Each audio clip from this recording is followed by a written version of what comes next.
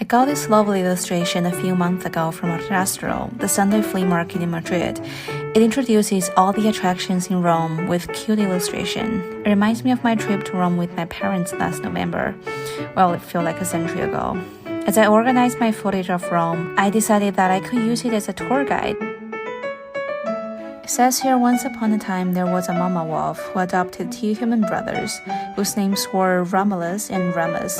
When Romulus grew up, he founded a little town which grew bigger and bigger until it became a city that covered 7 hills. This city was Rome. The weather was not pleasant on the first day since we arrived, so we decided to chill at home a little bit after lunch, as it was raining outside. And we went out in early evening because I couldn't wait anymore to explore Rome. I was immediately amazed when I saw the Trevi fountain. Never had I imagined that it was this big and spectacular. It's 26 meters high and 49 meters wide. The fountain was built at the end point of an aqueduct, sitting at the conjunction of 3 roads, and therefore got its name 3 Street Fountain. I didn't get to toss the coin or make a wish because even in the rain it was still crowded. Our real journey started on the second day. Luckily it's not raining now because last night we were so concerned when we saw the weather forecast saying it's gonna rain for 1 whole day. But then when we woke up this morning, it was totally sunny. Our first stop was no doubt the Colosseum because that's the icon of Rome, symbol of the eternal city. Rome wasn't built in 1 day, but it took 8 years to build the Colosseum. The construction finished in the year 80, and it could accommodate 50,000 spectators to watch gladiator fights. Over the centuries, as the public's taste for entertainment changed, the Colosseum was gradually abandoned. I was very surprised to learn that it was used as a quarry during the Middle Ages. The Colosseum became a vast source of building material.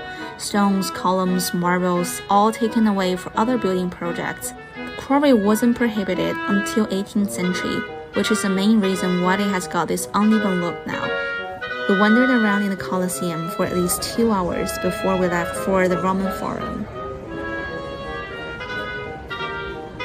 We have just arrived at Roman Forum, which is right next door.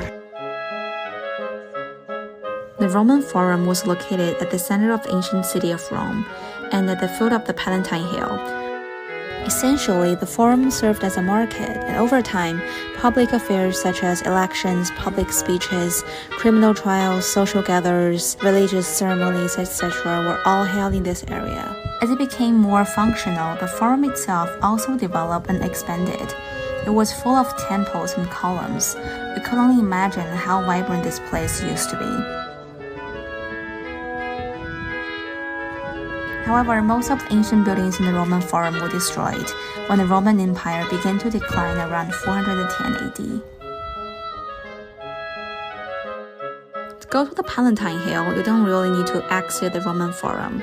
Rather, you're gonna find the stairs leading up to the Palatine Hill.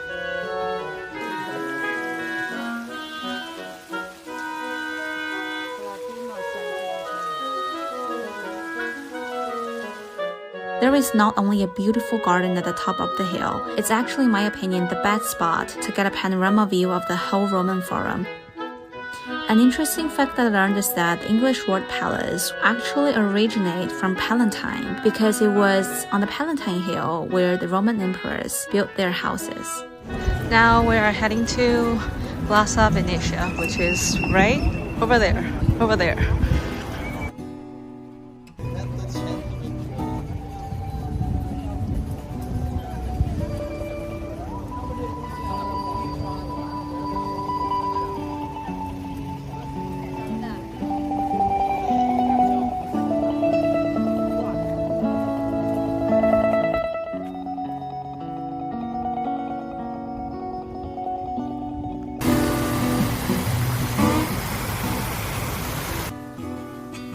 The full name of this monument is the Victor Emmanuel II National Monument. It was built in honor of the first king of a unified Italy. In the middle of the monument erects a statue of the king. At the foot of the statue is the tomb of the unknown soldier. The plaza got its name from Venetian Palace. It was the residence of the Pope in the 15th century, and no surprise, most of the stones used to build the palace was quarried from the Colosseum. I would say this is one of my favorite spots in Rome, and I highly recommend visiting here during the sunset. You will not regret it.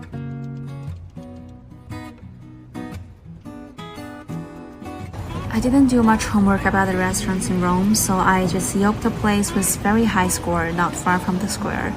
I was kinda dubious when we arrived because it's a rather small place with only 2 to 3 little tables. But I gotta say, their pizza is one of the best I've ever had in my life. We almost tried all the toppings and not even one of them let us down. So if you wanna try some typical Italian square pizza, definitely check this place out. If you ask me what the smallest country in the world is like, I'll tell you that there is only one museum and one church. Well, and probably the square in front of the church. We are going to Vatican City today. I've been to many museums, but the Vatican Museum moved me in a way that no other museum did. Not because it's home to some of the most important works of Raphael and Michelangelo, but when you enter one room after another and see all these walls and ceilings full of frescoes and exquisite decoration of gold, you stand in awe and you'll just feel so touched from the bottom of your heart.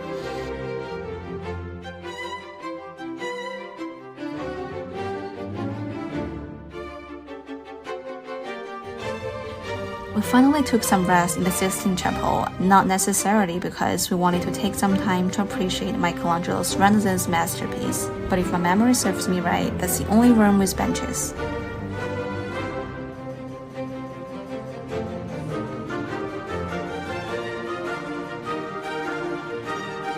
Well, we didn't get to see the inside of the St. Peter Basilica because, obviously, do you guys see the line? Actually, my parents' friend told us that if we want to skip all these crazy lines, we need to arrive at the Basilica at around 7 in the morning. Even if I really want to get a shot like this from the top of the Basilica, we decided to give up and headed to other attractions in Rome.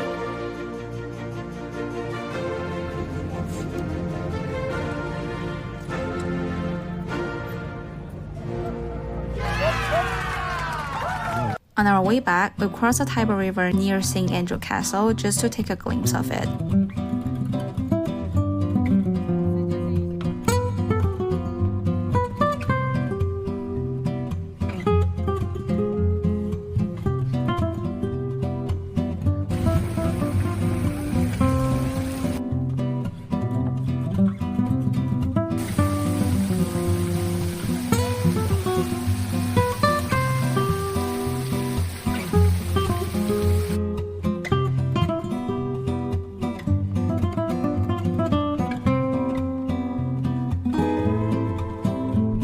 And our last stop of the day is the Spanish Steps, a set of steps that became especially popular because of the movie Roman Holiday, where Audrey Hepburn sat and ate her ice cream, but today you might face a fine of €400 if you sit on the steps.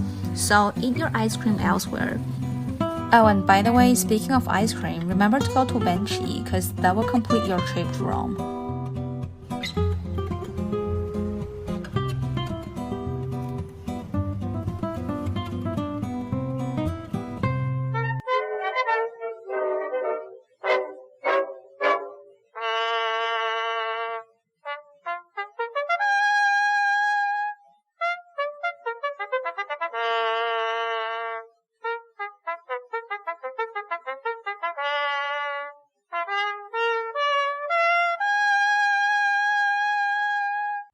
The highlight of our last day in Rome is definitely Piazza di Popolo.